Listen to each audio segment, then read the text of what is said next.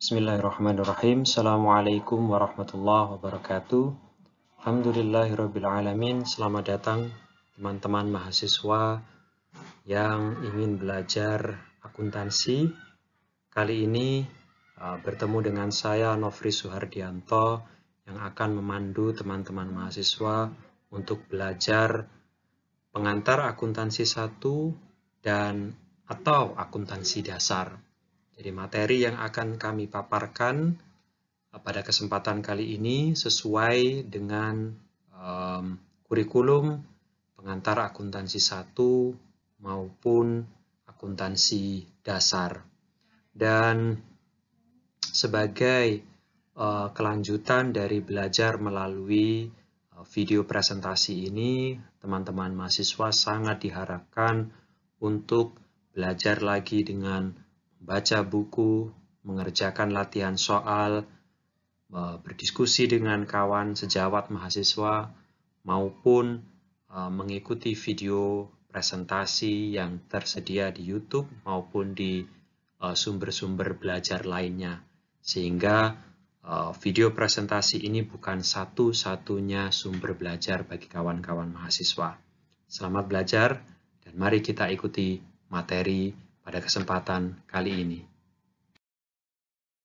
Bismillahirrahmanirrahim. Kita akan belajar tentang piutang.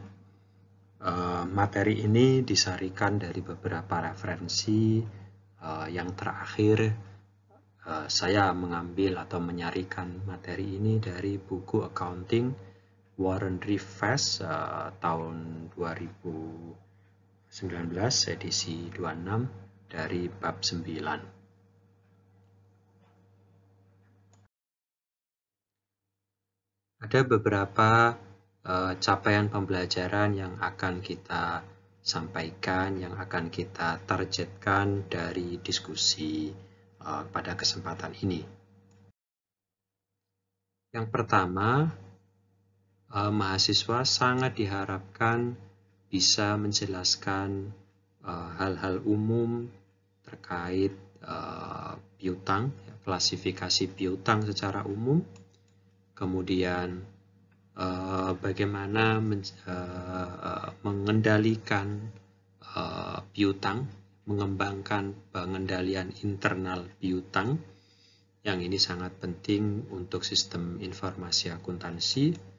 Kemudian menjelaskan, ya, kita akan belajar menjelaskan bagaimana apa itu piutang tidak tertagih.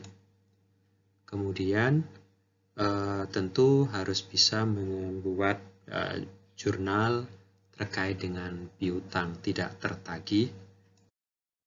Lantas ada beberapa metode untuk menghandle piutang tidak tertagih. Salah satunya adalah metode penghapusan langsung, dan ini kita juga perlu pelajari. Kemudian piutang jangka panjang, itu bagian dari topik kita hari ini. Lantas transaksi, ya, kita harus bisa menjurnal transaksi piutang jangka panjang, dan penyajian piutang di laporan keuangan, itu juga isu yang penting untuk dipelajari. Oke. Terakhir, coba kita lihat satu rasio laporan keuangan yang berkaitan dengan piutang. Baik, yang pertama kita belajar soal klasifikasi piutang. Ada beberapa klasifikasi piutang. Yang pertama, piutang usaha atau piutang dagang, ya, lebih umum disebut piutang usaha. Ini biasa dipakai untuk mencatat piutang dari transaksi penjualan barang maupun penjualan jasa secara kredit, dan umumnya ditagih atau dilunasi dalam jangka waktu pendek 30 hari, 60 hari misalkan. 30 hari itu biasanya yang umum ya, kurang dari 30 hari. Selanjutnya ada notes receivable atau piutang jangka panjang. Ada juga yang menyebut notes receivable sebagai wesel bayar. Oke. Ada yang wesel tagih. Nah, ada yang menyebutnya sebagai wesel tagih, atau piutang wesel atau notes receivable. Umumnya berjangka lebih panjang daripada accounts receivable dan selalu memiliki fitur bunga. Jadi notes receivable ini selalu dalam akuntansi itu selalu berbunga. Karena masa jangka waktunya itu lebih panjang ya, sehingga untuk mengkompensasi pemberi pinjaman, peminjam ini memberikan bunga ya. Dan piutang lain-lain ya, misal piutang bunga, piutang pajak, kemudian piutang dari pegawai yang meminjam uang perusahaan dan sebagainya. Dan di PSAK kita, piutang ini masuk instrumen keuangan, diatur di PSAK 50 dan 55. Oke. Nah, dalam mengelola piutang, kawan-kawan, perusahaan harus mengembangkan sistem pengendalian internal ya. Kenapa? Karena piutang ini sangat berkaitan dengan kelangsungan hidup perusahaan, berkaitan dengan penjualan.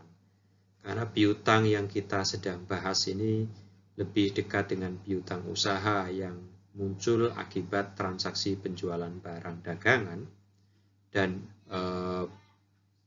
profil dari pelanggan yang diizinkan untuk meminjam, ya, profil pelanggan yang diizinkan untuk meminjam itu harus memenuhi kriteria tertentu. Ya, karena tidak semua pelanggan itu boleh membeli secara kredit. Jadi ada pelanggan baru, misalkan kita belum tahu profilnya, kita wajibkan dia membeli secara tunai. Sampai pada pembelian kesekian kali, kita sudah tahu profil usahanya, kemampuan bayarnya, kemampuan dia membeli produk atau jasa kita. Jadi kita bisa masukkan dia sebagai calon pelanggan kredit. Nah, ketika dia sudah masuk ke calon pelanggan kredit, tetap kita harus pantau kemampuan kreditnya. Nah, kalau kita menjual pada pelanggan itu barang jasa kita kirimkan ke dia, lalu accounting akan mengirimkan tagihan kepada pelanggan. Pelanggan akan membayar ke bagian keuangan atau bagian kasir atau bagian collection sejumlah tertentu yang nanti akan dimasukkan atau dicatat oleh accounting. Nah, jumlah barang yang dikirim itu harus sama dengan jumlah tagihan dan harus sama dengan jumlah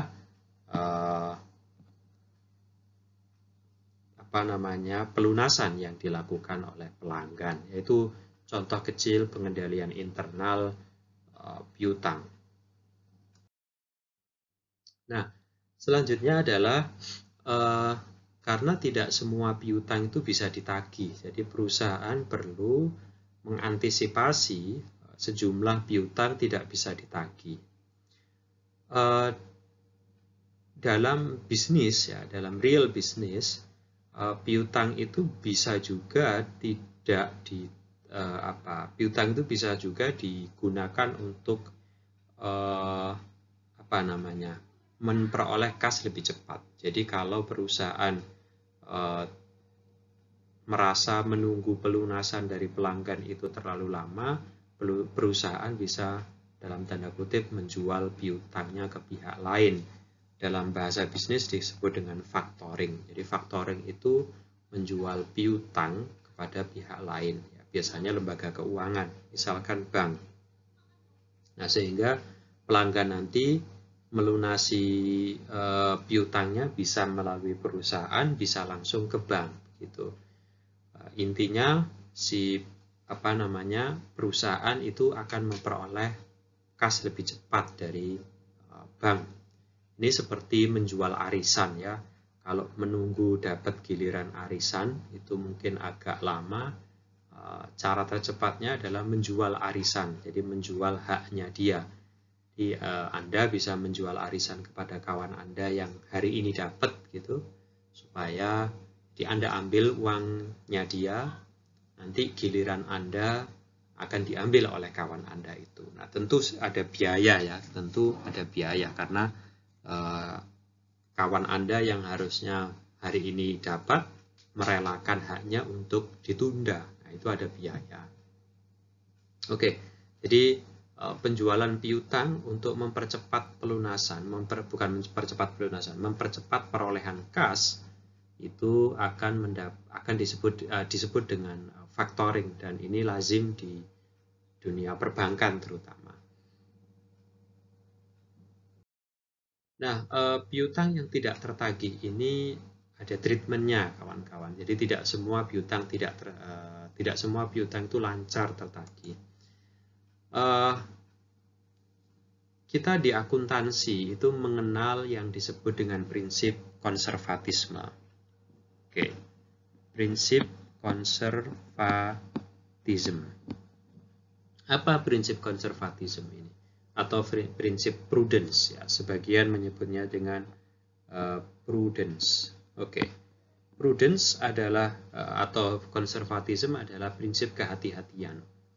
Jadi kalau perusahaan memiliki piutang 100, perusahaan sangat disarankan tidak melaporkan piutangnya 100, tapi di bawah 100. Perusahaan harus membuat cadangan piutang yang tidak tertagih, mengestimasi, membuat perhitungan berapa dari total piutang yang tidak tertagih. Nah, kita akan menghandle atau kita akan berdiskusi soal bagaimana memperkirakan berapa persen dari piutang kita yang tidak tertagih. Lalu bagaimana treatment accounting-nya untuk porsi yang dianggap tidak tertagih. Oke, metode pertama untuk menghandle kemungkinan piutang tidak tertagih. Metode pertama untuk mengatur, mengelola kemungkinan piutang tidak tertagih adalah allowance method atau metode penyisihan. Oke. Jadi metode ini konsisten dengan prinsip matching karena begini. Kenapa disebut konsisten ya? Karena penjualan itu terjadi tahun ini misalnya. Penjualan kredit terjadi tahun ini, piutang terjadi tahun ini. Ya. Nah, dari piutang yang terjadi tahun ini, total piutang yang terjadi tahun ini ya, dari berbagai macam penjualan, dari berbagai macam jenis pelanggan, pada akhirnya kita memiliki total piutang yang terjadi pada tahun ini, kita estimasi sebagian tidak tertagih. Nah, jumlah yang diestimasi sebagai tidak tertagih itu diakui sebagai kerugian tentunya. Tapi sekali lagi tidak besar, hanya tetap saja perusahaan harus menghindari melaporkan piutang 100%. Karena kalau dilaporkan 100% itu namanya tidak hati-hati, terlalu optimis. Sedangkan akuntansi menganut prinsip konservatis atau prudence, hati-hati. Jadi misalkan diperkirakan dari 100% piutang tidak tertagih, dari 100% piutang yang tidak tertagih adalah 2%. Nah, 2% itu diakui sebagai kerugian pada tahun berjalan. Nah, perhatikan, penjualan kreditnya terjadi pada tahun ini, piutangnya diakui pada tahun ini, sebagian dari piutang yang dianggap atau diasumsikan tidak tertagih juga diakui pada tahun ini. Nah, oleh sebab itu terjadi atau metode ini sesuai dengan prinsip matching karena mempertemukan antara pendapatan yang terjadi tahun ini dengan kerugian piutang yang tidak tertagih atau estimasi piutang yang tidak tertagih pun di tahun yang sama. Jadi disebut dengan konsisten dengan prinsip matching.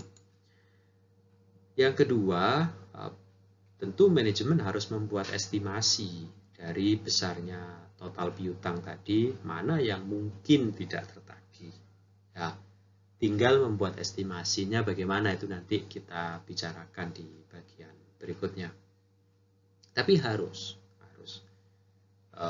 sederhananya akuntansi itu sedia payung sebelum hujan. Jangan sampai terjadi kerugian, tapi kita belum bersiap menyambut kerugian itu.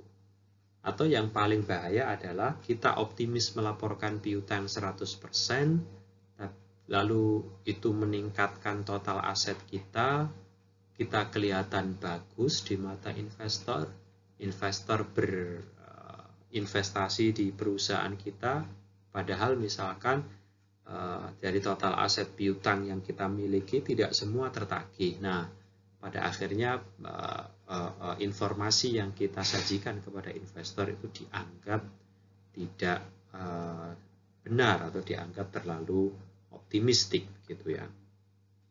Dan itu bahaya dalam pengambilan keputusan investasi. Oke, nah pada saat kita menyisihkan sebagian piutang yang tidak tertagih itu, kita mendebit akun beban piutang tidak tertagih dan mengkredit akun penyisihan piutang tidak tertagih. Kalau beban piutang tidak tertagih jelas nanti dia dilaporkan di laporan laba rugi, sedangkan penyisihan piutang tidak tertagih dilaporkan sebagai akun pendamping piutang yang berfungsi mengurangi total piutang.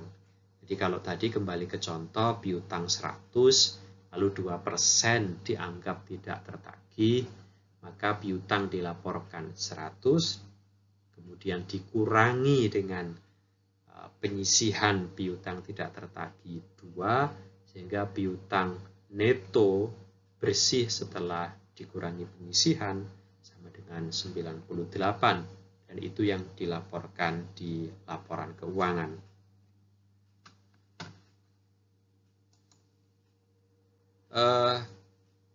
Kalau memang benar-benar kan itu baru penyisihan. Penyisihan itu tidak kemudian membuat perusahaan tidak menagih. Perusahaan tetap harus melakukan penagihan kepada pelanggan sebagaimana mestinya. Jadi kalau piutangnya 100 ya tagih 100 begitu. Tapi jika benar-benar tidak tertagih, baru piutangnya kita hapus dengan mengkredit piutang dan cadangan kerugian piutangnya tadi dihapus pula ya. Jadi cadangan kerugian piutangnya didebit, dihapus, piutang dikredit, dihapus karena benar-benar tidak tertagih. Andai kata benar-benar tidak tertagih.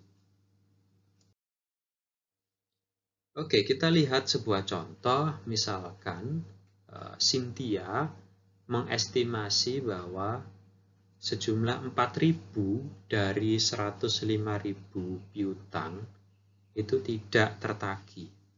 Ya, estimasi sekali lagi, mengestimasi dari 4.000 piutang, dari 105.000 piutang, kemungkinan yang tidak tertagih adalah 4.000. Oke. Nah, bagaimana mencatat informasi ini? Sederhana saja.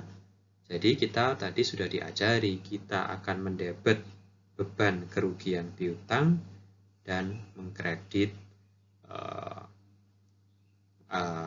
penyisihan piutang tidak tertagih. Nah, jadi jangan sampai kita mengkredit piutang ya. Jadi bukan piutang. Ini akun kontra piutang. Kontranya piutang. Oke. Akun kontranya piutang, akun lawannya piutang yang sifatnya mengurangi total piutang. Nah, dengan kita menyisihkan 4.000 itu, maka piutang akan tersaji sebesar 101.000. 101.000. Nah, 101.000 itu dikenal dengan net realizable value atau nilai bersih yang bisa diperoleh atau direalisasi. Dari 105, apakah benar yang bisa diperoleh adalah 105? Kan belum tentu ya. Bisa jadi yang di bawah 105 yang bisa direalisasi. Oleh sebab itu dibuat estimasinya. Estimasinya adalah 101. Yang tidak tertagih diestimasi 104. Yang tidak tertagih diestimasi sebesar 4.000 saja. So, yang tertagih yang bisa diperoleh kira-kira 101.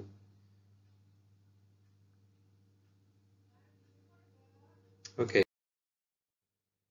Jadi, allowance atau penyisihan ini ibarat kita mengambil sedikit dari piutang kita taruh di satu bucket ya, di satu ember kira-kira ya, disisihkan begitu. Tapi bukan uangnya, kita kan belum punya uang, ini hanya nilai saja. Satu nilai disisihkan, ditaruh di bucket, ditaruh di keranjang allowance, di keranjang penyisihan. Nah, once terjadi benar-benar tidak bisa ditagih, ya keranjang itu isinya kita buang.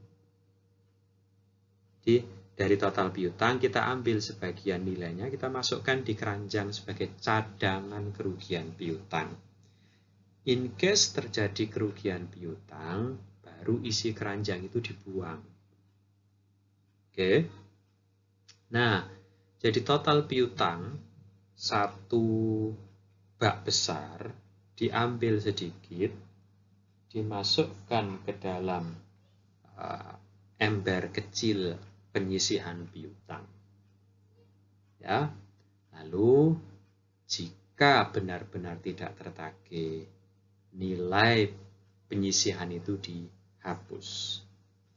Nah, misal saja dari total piutangnya seorang pelanggan John Parker, 610 dianggap tidak tertagih. Benar-benar tidak tertagih. Entah karena perusahaannya menyerah, bangkrut, atau apapun lah alasannya. Nah, harus dihapus. Apa yang dihapus? 2. 1, cadangan kerugian piutangnya. Dan yang kedua, piutangnya itu sendiri dihapus. Karena cadangan kerugian piutang itu tidak mengurangi total tagihan piutang. Kan hanya kita membuat seolah-olah kita menyisihkan saja. Jadi misal tadi punya piutang 100, kita buat cadangan minus 2 kira-kira gitu ya. Cadangan kerugian piutang minus 2. Nah, ketika benar-benar tidak tertagih, maka cadangannya dihapus, piutangnya juga dihapus. So, kita mendebet penyisihan piutang, artinya menghapus cadangan. Kita mengkredit piutang, menghapus piutang yang benar-benar tidak tertagih. Oke.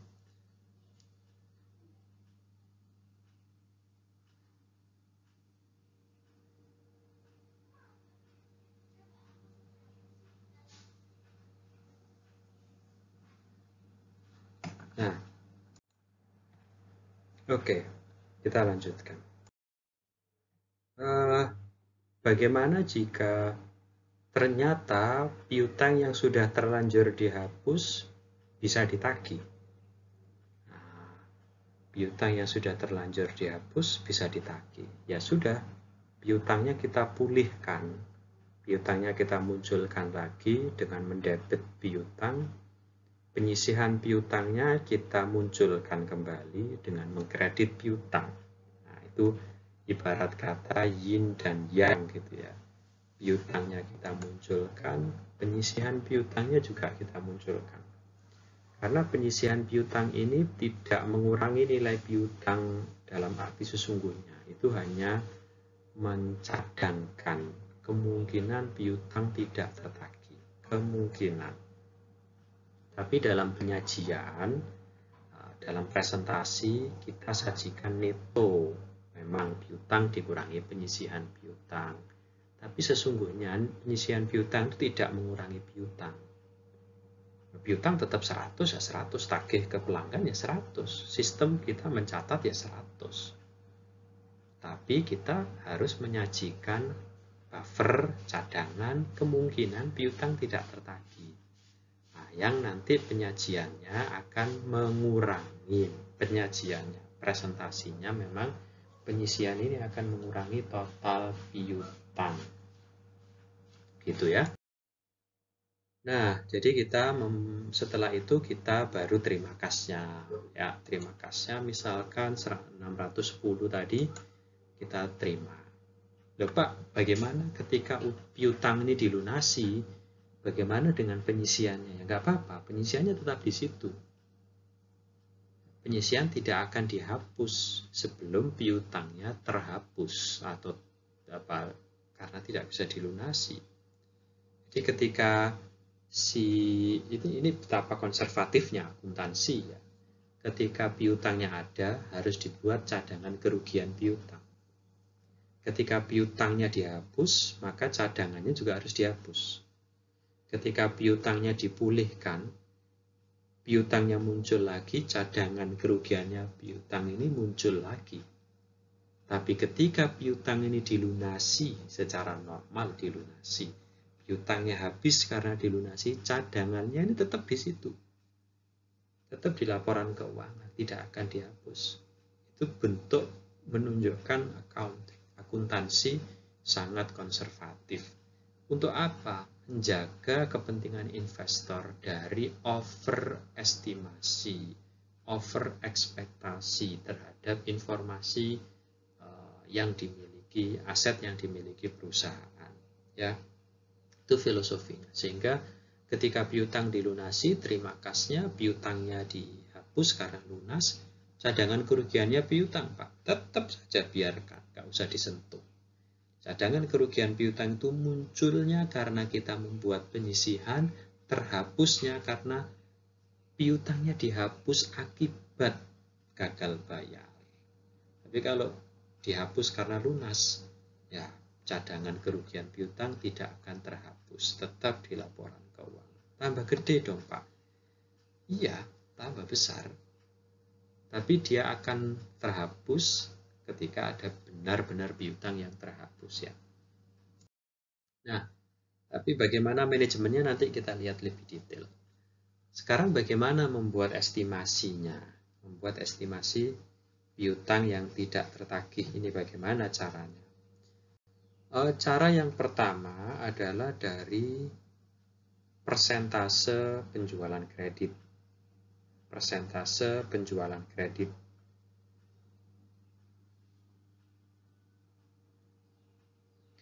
Oke, nah di persentase penjualan kredit ini kita estimasi dari total penjualan kredit tahun berjalan berapa kira-kira piutang yang tidak tertagih.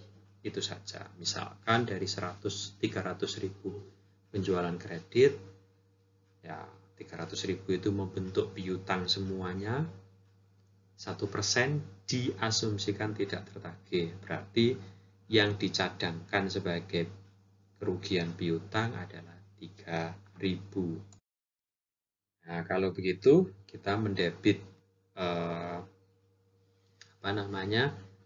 beban piutang tidak tertagih dan kita mengkredit penyisihan piutang tidak tertagih 3.000. Oke, lantas jika metode kedua, nah ini lain kalau metode kedua ini. Karena metode kedua ini berbasis analisis piutang. Ya, berbasis analisis piutang.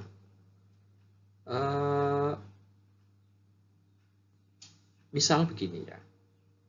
Jika piutang diestimasi tidak tertagih dari total piutang yang sekarang ada, diestimasi 3.390 tidak tertagih dari piutang yang sekarang kita punya. Ingat, piutang itu sifatnya akumulatif, terbawa dari saldo periode sebelumnya di bawah. Kalau belum dilunasi ya terbawa terus kan saldonya. Nah, 3.390 diestimasi. Sedangkan di akun penyisihan kita itu sudah ada balance 510. Oke. Nah, 510 ini dulu dibentuk dari analisis piutang.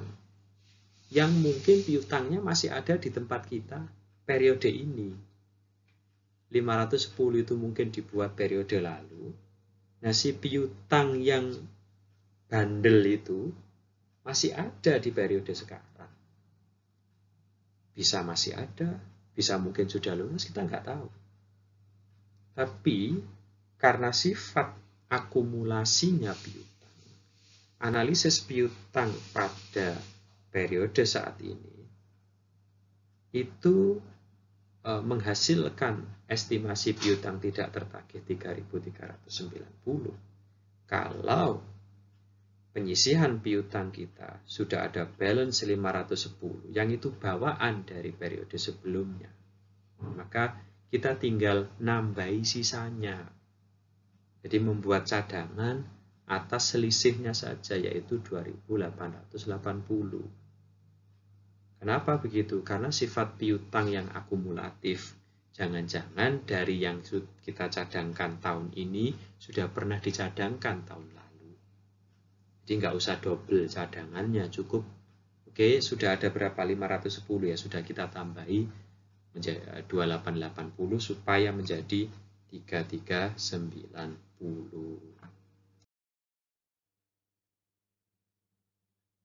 Oke. Jadi kita tinggal mendebit beban piutang tak tertagih dan mengkredit penyisihan piutang tak tertagih. Oke ya. Itu tadi berdasar analisis piutang. Apa analisis piutang ini? Umur piutang misalkan ya. Semakin dia melewati ya, semakin dia jauh melewati tanggal jatuh tempo, berarti dia sudah semakin terlambat. Persentase tidak tertagihnya semakin besar. Kalau pada semester lalu dia sudah terlambat 1 bulan, lalu dibuat estimasi terlambat 1 bulan itu risiko tidak tertagihnya adalah 20%. Sekarang semester kedua berarti kan sudah 7 bulan keterlambatan. Kita buat estimasi 60% kemungkinan tidak tertagih. Nah, yang 20% kan sudah dicadangkan pada periode sebelumnya. Sekarang kita membuat cadangannya cukup tambahannya yang 40% itu gitu ya. Oke. Jadi ini contoh analisis piutang. Kita buat nih piutang pelanggan siapa ya, A, B, C, D ini. Lalu saldonya berapa saldo piutang. Misal ASBI saldo piutangnya 150, itu sudah lewat jatuh tempo antara 31 hari sampai 60 hari. Si BT Bar sudah lewat jatuh tempo 90 hari, bahkan ada yang di atas 180 hari. Si Brock 470 belum jatuh tempo. Si Saxon Woods 160 sudah lewat setahun. Nah, jadi ini kan ada prosentase. Misal yang lewat setahun persentase tidak dilunasi, risiko tidak dilunasi 80%. Misal begitu. Yang 6 bulan misalkan 60%. Dan seterusnya. Jadi ini dibuat persentase. Dari mana dasar persentase? Dari riset. Perusahaan harus melakukan riset untuk industri serupa, untuk ukuran perusahaan sejenis. Kira-kira berapa sih resiko tidak tertagih dari piutang yang sudah lewat jatuh tempo, gitu ya. Nah, ini misalkan dibuat pada periode ini, gitu. Nah, periode depan dibuat lagi. Kalau si orang-orang yang bandel ini masih belum membayar, itu kan sebenarnya memindah angka dari kolom 90 hari pindah ke kolom 180 hari gitu kan. Nah, artinya sifat penyisian piutangnya ya akumulatif pula gitu. Maka tadi waktu membuat jurnal tinggal membuat jurnal atas tambahannya saja. Di misal itu ya yang lebih dari setahun 80%, yang lebih dari 180 hari sampai setahun 50%. Nah, ini dibuat persentase berdasar experience, berdasarkan industry average gitu ya. Nah, ini total kita taruh, kita kayak puzzle gitu ya, kita taruh pada tempo atau waktu yang tepat, lalu kita kalikan dengan persentasenya. Nah, diketemukan total yang harus dicadangkan adalah 3.390. Nah, jika saldo piutang tidak tertagih, cadangan piutang tidak tertagih adalah sudah ada 500 sekian tadi, kita tinggal nambahi. Jadi ini sudah ada 510 ya dari penyesuaian tahun lalu. Ya, berarti tahun ini tinggal nambahi saja 208,80 sehingga menjadi 3.390. Nah, di beban piutang tidak tertagih tahun ini muncul 2.880. Di laporan keuangan disajikan seperti ini. Piutang bruto 86.300, penyisihan piutang tidak tertagih 3.390 dan nilai yang bisa direalisasi, yang bisa diperoleh adalah 82910. Itu nilai realisasi bersih. Oke, metode kedua adalah metode penghapusan langsung. Nah, untuk penghapusan langsung ini tidak sulit. Ya, jadi ya ketika ada piutang tidak tertagih, ya dihapus. Ketika tidak ada fakta tidak tertagih, ya nggak usah bikin apa-apa. Nah, sayangnya metode ini tidak konsisten dengan matching principle. Kenapa? Penjualan kreditnya terjadi pada tahun ini.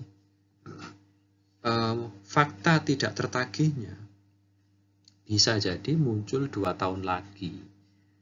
Nah, 2 tahun lagi baru ada beban piutang tidak tertagih.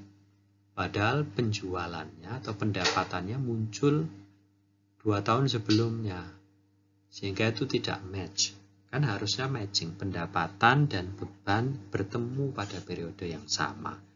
Effort dan accomplishment bertemu pada periode yang sama. Jadi kalau piutang tercipta tahun 2020, nah kerugian piutangnya juga harus muncul di 2020 dong. Maka kita buat estimasi. Nah, kalau direct write-off itu tidak membuat estimasi, tidak akan menghapus piutang sebelum ada fakta benar-benar tidak tertagih. Nah, jika ada piutang yang benar-benar tidak tertagih, baru dihapus pada tahun yang bersangkutan. Nah, tinggal Anda mendebit beban piutang tidak tertagih atau kerugian piutang tidak tertagih dan langsung mengkredit piutang ya. Karena piutang dihapus sekaligus. Nah, ini contoh direct write-off. Jadi Anda langsung menghapus piutang dengan mengkredit lalu mendebit penyisih beban piutang tidak tertagihnya. Nah, ketika misalkan ada pembayaran, Pak, sudah terlanjur dihapus nih katakanlah, tapi ternyata bisa bayar. Oh, pulihkan aja sudah, dipulihkan, piutangnya munculkan lagi. Oke, bebannya dipulihkan dengan dikredit akhirnya ya, bebannya dibalik lah pokoknya. Ya repotnya adalah ketika ini sudah lewat tahun itu bahaya karena beban itu tidak akumulatif, beban itu ditutup setiap tahun. Nah, kalau sudah ditutup gimana Pak? Ya sudah, itu bawaan dari direct write-off. Ya, Anda harus mengkredit beban. Ya, aneh. Itu kenapa metode ini tidak direkomendasikan secara standar akuntansi. Ini jadi kalau terjadi sudah penghapusan, tiba-tiba bisa membayar, ya pulihkan dulu penghapusannya dengan jurnal ini. Kedua, terima uangnya untuk pelunasan. Gitu ya. Baik, sekarang kita masuk topik kedua adalah piutang jangka panjang. Notes receivable. Ada yang menyebutnya sebagai wesel tagih atau piutang wesel apapun lah ya. Notes receivable. Intinya jangka panjang dan biasanya berbunga.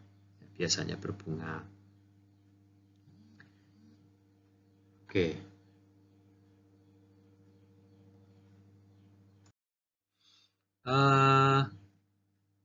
Kemudian ya ini contohnya, jadi ada pokok ya, ada jumlah pokok, kemudian ada siapa yang dibayar,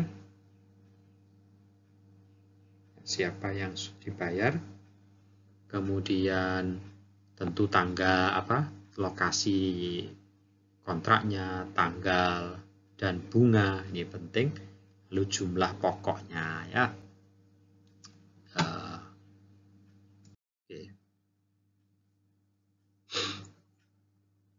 Nah, ini tanggal jatuh tempo, bahasa Inggrisnya due date ya, tanggal jatuh tempo. Kita harus cek tuh tanggal jatuh temponya baik-baik ya. Biasanya sih 90 hari atau berapa ya, 120 hari. Pasti kurang dari setahun. Tapi lebih dari 1 bulan. Jadi kalau ada piutang tadi tanggal 16 Maret, 90 hari, umurnya kapan jatuh temponya? Nggak bisa hitung. Nggak bisa ngitung lah itu. 90 hari, kemudian bulan Maret itu 31, kalau terbitnya tanggal 16 berarti sisa Maret 15 hari. Jadi sisa berapa masanya? Sisa 75 hari. 75 hari itu Aprilnya 30 hari, Mei-nya berapa? 31. Nah, sisa 14 Juni gitu ya. Nah, itu sepele lah ya, tinggal Anda hitung aja bisa. Nah, ketika jatuh tempo, jumlah yang dibayar besarnya bisa pasti lebih besar dari jumlah pokoknya, yaitu plus bunga gitu. Nah, contoh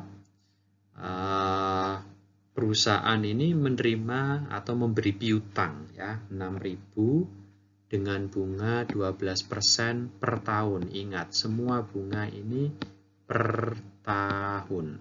Meskipun nggak ada tulisan per tahunnya, harus dipahami per tahun. Umur piutang 30 hari. Per tanggal terbit 21 November. Jadi kira-kira nanti jatuh temponya itu 20 Desember. Ya, kira-kira. Coba Anda buktikan. Oke, jadi dihitung 12% tadi per tahun. Nah, jadi kalau 30 hari dibagi 360, sehingga bunganya $60. Sehingga kita bayarnya adalah 6.000 pokok plus 60 bunga. So, kita waktu memberi piutang, ya, ini contoh saja, 6.000 diterima dari pelanggan in exchange for merchandise. Jadi, kita menjual barang, tapi dia memberi piutang jangka panjang. Ya, kita catat sebagai penjualan, nah, tapi pakai piutang jangka panjang dia. Jadi, kita mendebit notes receivable, mengkredit sales. Oke. Selanjutnya pada Desember 21 ketika jatuh tempo bayar 6.060 ya. Kita terima kas 6.060, piutang yang dihapus hanya 6.000, pendapatan bunga $60. Oke. Kalau pelanggan ini tidak berhasil membayar pada masa jatuh tempo,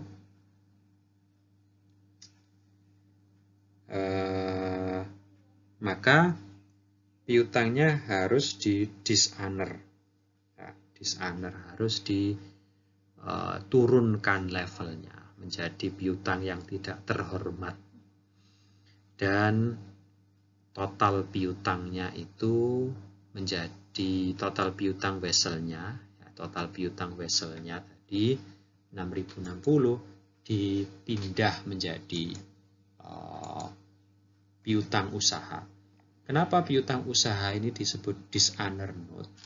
Karena note yang berbunga tertulis itu punya prioritas pelunasan lebih tinggi.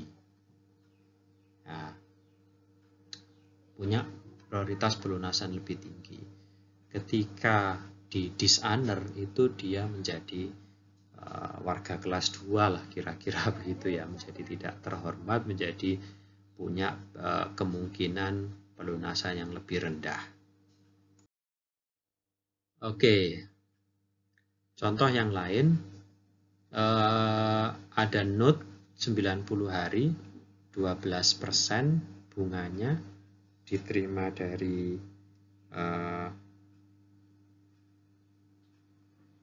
Crawford senilai 4.000. Oke. Notes receivable 4.000. Kemudian to settle its account. Perhatikan, to settle its account. Artinya Crawford ini punya piutang usaha tapi tidak bisa melunasi tepat waktu, diterbitkanlah piutang baru, piutang vessel. Jadi notes receivable di debit untuk mengakui terbitnya piutang baru. Kreditnya apa? Ya, kreditnya adalah piutang usaha lama yang tidak tertagih itu.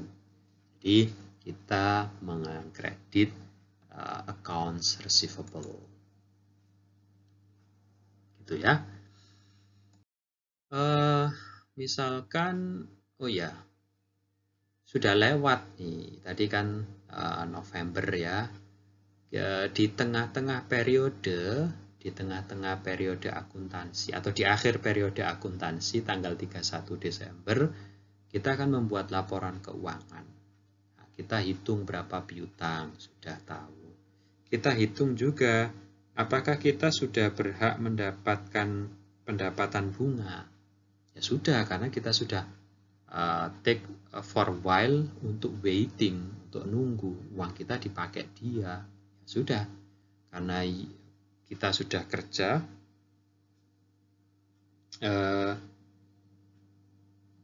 karena kita sudah bekerja, maka kita berhak mencatat pendapatan bunga. Oke, sehingga pendapatan bunga sudah bisa diakui, kita mendebit piutang bunga, dan kita mengkredit pendapatan bunga untuk 1 bulan ini ya, untuk 1 bulan. Nah, pada saat jatuh tempo,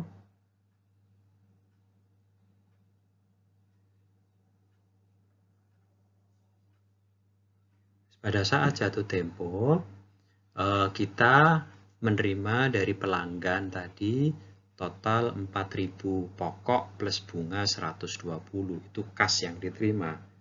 Tapi perhatikan dari kas yang diterima tadi, yang 40 kan piutang bunga yang kita akui tahun lalu Desember, sedangkan sisanya menjadi pendapatan bunga pada tahun ini yang 80.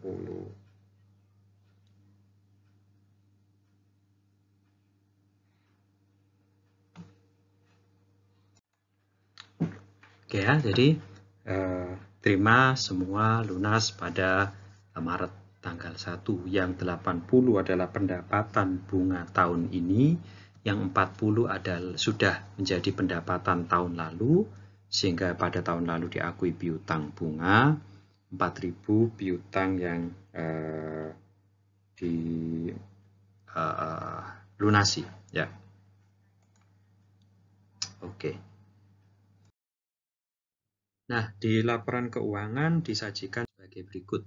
Ya, piutang dikurangi dengan penyisihan piutang tak tertagih. Oke, sehingga 430 itu ya, 430 adalah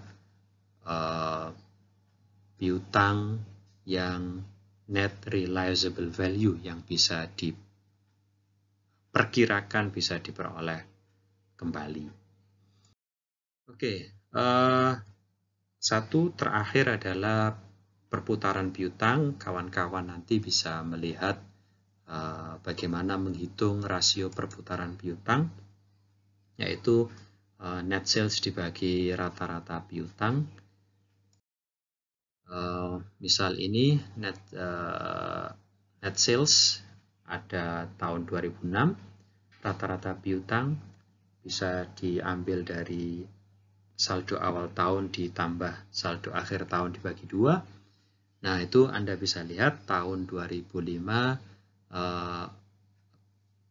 piutang berputar 29 kali, sedangkan tahun 2006 piutang berputar 31 kali.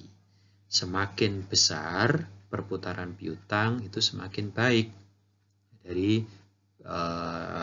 Dari terjadinya penjualan sampai sampai diperolehnya kas, terjadi lagi penjualan, sampai diterima kas, terjadi penjualan kredit, sampai diterima kas, terjadi berulang-ulang, itu namanya perputaran piutang. Semakin besar, semakin baik. Oke, saya pikir cukup sampai di sini. Terima kasih kawan-kawan untuk perhatian dan kerjasamanya. Setelah ini Anda masih harus terus belajar, baca buku, kerjakan latihan, dan selesaikan tugas-tugas untuk memperdalam pengetahuan Anda. Juga Anda bisa lihat sumber-sumber belajar dari YouTube, dari akun-akun media yang lain. Terima kasih dan salam.